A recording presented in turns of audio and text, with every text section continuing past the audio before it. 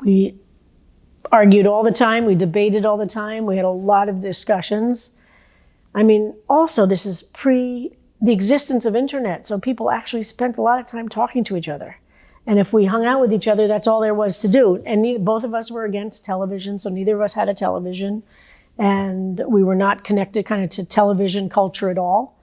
And yeah, we debated all the time about what to do. And, you know, then as in now, there was a huge debate about how much Yiddish should become a spoken language again. How much emphasis should we put on it becoming a language that we would actually communicate with each other in, and how much is it a language that we need to have to be able to translate books, but not necessarily speak it.